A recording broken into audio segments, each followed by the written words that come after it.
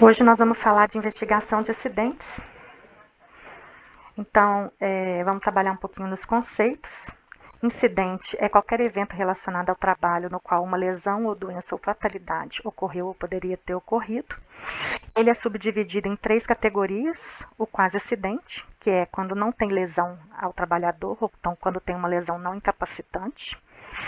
Ele pode ser uma doença ocupacional, quando tem uma doença gerada pelo processo de trabalho, e também pode ser um acidente de trabalho, que é quando a gente tem uma lesão incapacitante para o trabalhador. O acidente de trabalho ele ainda pode ser dividido em 2 categorias, que é o acidente típico, que ocorre durante o trabalho ou a serviço pela empresa, ou seja, se você está viajando, você está a serviço da empresa e ocorre um acidente, é um acidente de trabalho. Também pode ser um acidente de trajeto, que ocorre no trajeto rotineiro para o trabalho ou para casa. Então, quando eu vou da minha casa para o trabalho, do trabalho para casa, esse é a minha rotina. Se eu desvio dessa rotina, se tem um dia que eu resolvo passar na padaria e desviar da minha rotina e acontece um acidente aí já não é mais considerado um acidente de trabalho. O conceito legal do acidente de trabalho é aquele que ocorre pelo exercício do trabalho a serviço da empresa, provocando lesão corporal ou perturbação funcional que cause a morte ou a perda ou a redução permanente ou temporária da capacidade para o trabalho. Por isso que um quase acidente pode ter uma lesão não incapacitante, porque se não incapacita para o trabalho, ele não é considerado um acidente de trabalho pela legislação brasileira.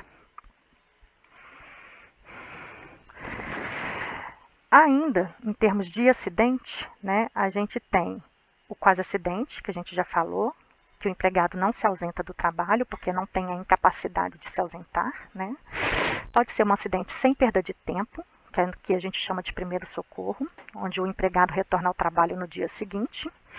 Também tem um acidente com perda de tempo, que pela nossa pirâmide ele é chamado de ou permanente ou temporário. O empregado não retorna para o trabalho no dia seguinte. A diferença do permanente para o temporário é que o temporário ele tem uma lesão que vai curar 100%. E o permanente ele tem uma lesão que ele nunca mais vai sarar. Ele pode melhorar, mas ele sempre vai ter um problema. Por exemplo, quando ele perde um membro. Agora vamos falar um pouquinho sobre investigação e análise de incidente. Quando um incidente ocorre, é necessário fazer uma análise bem aprofundada, né, com um time multidisciplinar, para a gente entender realmente as causas do evento e propor soluções para evitar uma nova ocorrência semelhante. Né? Então a gente fala que o acidente é só a ponta do iceberg, que lá embaixo do mar, né, tem uma bola de problemas, né, que foram os determinantes para esse acidente ocorrer. Então, a importância do time multidisciplinar é que a gente tem vários olhares diferentes, cada um com um foco, para garantir que todos os problemas foram encontrados. E essa análise de incidente ela é sempre baseada no ciclo PDCA. Então, a gente rodando o ciclo, a gente garante que uma ocorrência semelhante não ocorra. O nosso formulário de análise de acidente é um formulário padrão, né, do TEC do Japão, e ele vem direto do Exagógica, então ele é todo preenchido pelo programa Exagógica. E ele, por si só, já nos ajuda no PDCA. Então, se você olhar, né, essa parte que está em laranja é a parte do planejamento, a parte em rosa é a parte da ação, a parte em azul é a parte do cheque e a parte do ACT ela volta para o plano de ação que já tinha sido feito na parte do planejamento. Né? Então vamos lá. A fase planejar, ela vai se iniciar com a investigação do incidente, com a sua descrição. Para descrever um acidente, a gente utiliza o 5W1H. Então, o primeiro W é o when, que é quando, né? E ele fala a data do acidente, é o primeiro campo do formulário. O segundo campo é o onde, o where, né? Onde que aconteceu o acidente. O terceiro campo é o who, que é quem. Então a gente vai colocar todas as informações sobre a vítima, né? O nome, a idade, quanto tempo de empresa que tem, sexo, isso tudo para ajudar a gente a entender o contexto. O which, que é qual, né? A gente vai falar qual que foi o equipamento, né? Onde aconteceu o acidente e qual era a operação.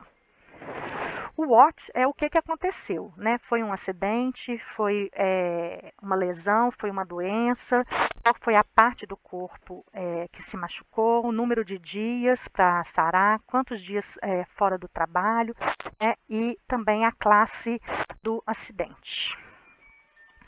E finalmente o W, que é o how, vai falar como que o acidente aconteceu. Então essa é a descrição realmente do que aconteceu em detalhes. Depois que a gente descreveu o fenômeno, a gente vai verificar as causas básicas relativas a método de trabalho, equipamentos e instruções, para a gente poder propor algumas ações imediatas para conter o problema até que a gente faça uma análise mais aprofundada. Então a gente tem que responder se o método de trabalho estava correto ou incorreto, se o equipamento estava seguro e se as instruções de operação foram dadas para a vítima. E caso a gente responda, né, que seja negativo, a gente tem que criar uma ação de melhoria para isso. Depois de definir essas ações imediatas, a gente vai partir para a análise de causa raiz, utilizando as ferramentas de 6M e de 5 porquês. Então, a ferramenta de 6M, ela também pode ser chamada de espinha de peixe, diagrama de Ishikawa, né? E ela é uma ferramenta gráfica que vai auxiliar na procura principal de um problema, agrupando as possíveis causas em 6 categorias que começam com a letra M: método, mão de obra, material, medida, meio ambiente e máquina. Então, no método, a gente vai analisar a influência da forma de trabalho, dos procedimentos e processos no acontecimento. Na mão de obra, a gente vai verificar se teve algum problema de atitude ou alguma dificuldade da vítima que levou até o acidente.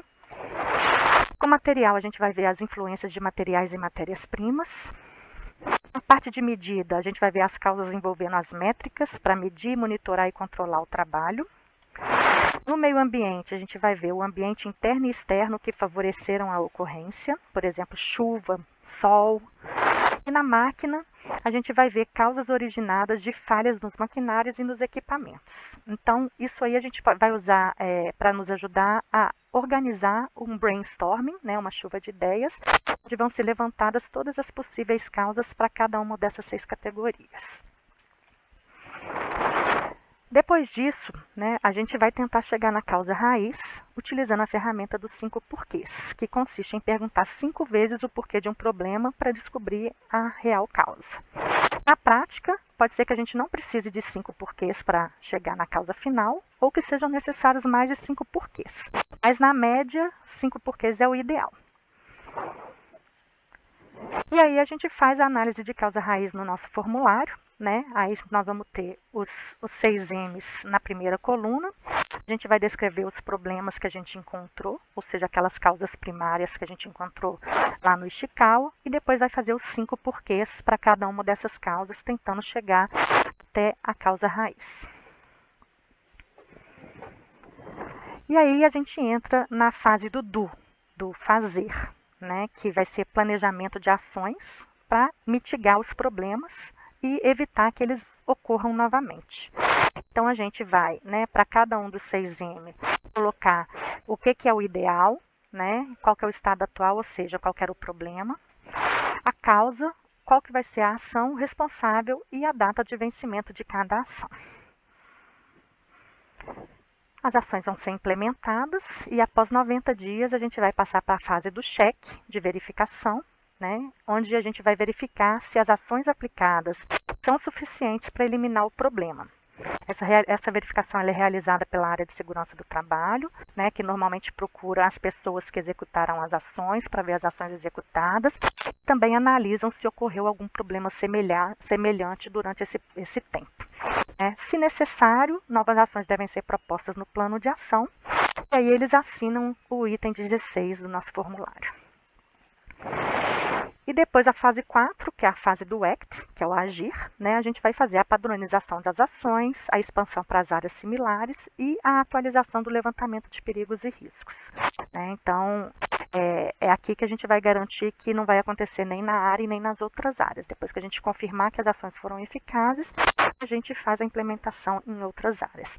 Lembrando que, dependendo do tipo de ação, se não for uma ação muito cara ou muito robusta, ela não precisa esperar a fase de verificação para ser expandida. Ela pode e deve ser expandida imediatamente.